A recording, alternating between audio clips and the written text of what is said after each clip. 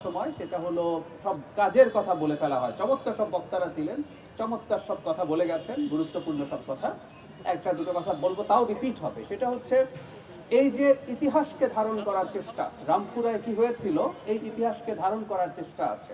স্ট্যালিনগ্রাড rightly বলা হচ্ছে দ্বিতীয় বিশ্বযুদ্ধের সময় যে মারাত্মক প্রতিরোধ হয়েছিল এবং স্ট্রিট ফাইট হয়েছিল রাশিয়ান সোলজার এবং জার্মানদের মধ্যে, ঠিক একই রকম একটা ফাইট আসলে এখানেও হয়েছে। তবে একটা বিরাট ডিফারেন্স আছে। আমি এটাকে স্টালিনগ্রাডের চাইতে গুরুত্বপূর্ণ হিসেবে দেখতে চাই।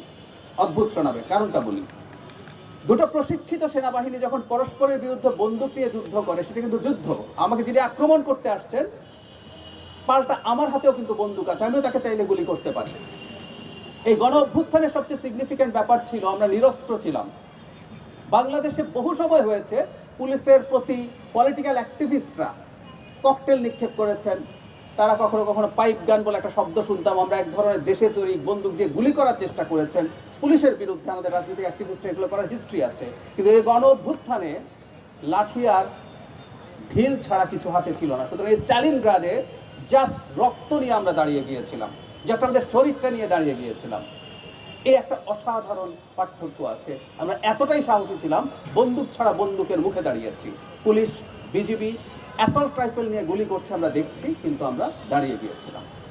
তো এই ইতিহাসটা লেখা হলো। এই ইতিহাসটাকেও আবার যেভাবে আমরা রিপ্রেজেন্ট করেছি, তার মধ্যে খুবই গুরুত্বপূর্ণ একটা ফাইন্ডিং আছে, একটা প্রবণতা আছে এটা বলার যে গণঅভ্যুত্থানে রাজনৈতিক অংশগ্রহণ ছিল না।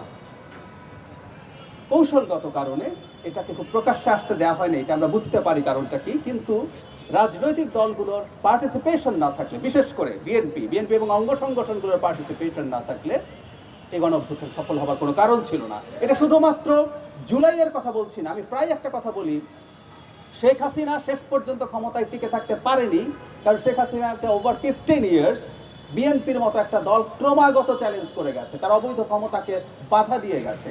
সেই কারণে সে আস্তে আস্তে দুর্বল হতে হতে হতে হতে জুলাই এসে চরম আঘাতটা হয়েছিল, যেখানে সবাই একত্রিত হয়েছে এবং সেখানেও বিএনপি, জামায়াতে ইসলামী, গণ অধিকার পরিষদ, এরকম আরও যত দল আছে সবাই একসাথে নেমে পড়েছিল।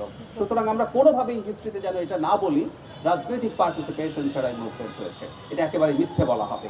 সো এটা এই পয়েন্ট অফ ভিউতেও খুবই গুরুত্বপূর্ণ। একইভাবে অন্যান্য যে জায়গাগুলোর কথা এসছে, যাত্রাবাড়ি, উত্তরা, সব জায়গায় হিস্ট্রি ধারণ করা হোক এবং অন্যান্য জায়গায়ও কাজ হয়েছে, যেখানে যেখানে হয়েছে আমরা যেন সেগুলো মানুষের সামনে নিয়ে আসি।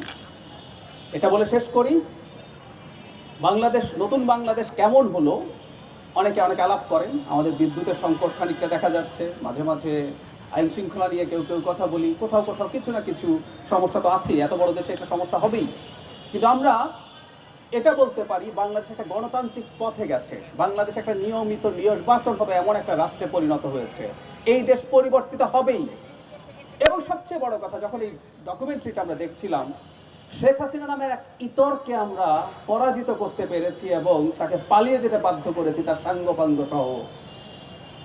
এর চেয়ে বেশি কিছু পাওয়ার দরকার আছে? এই ইতর যেহেতু চলে গেছে বাংলাদেশ থেকে, তাকে যেহেতু আমরা পরাজিত করতে পেরেছি, বাকি বাংলাদেশ আমরা সুন্দর মতো গড়ে নিতে পারবোই। নিজেদের মধ্যে আমরা খানিকটা ডিবেট করতে পারি, মাঝে মাঝে ঝগড়াঝাটিও করতে পারি, কিন্তু আমি কনফিডেন্ট আমরা এই দেশের জন্য সবাই একসাথে কাজ করতে পারবো। আমরা নিশ্চয়ই একটা সুন্দর বাংলাদেশ দেখব খুব অল্প সময়ের মধ্যে। ধন্যবাদ সবাইকে।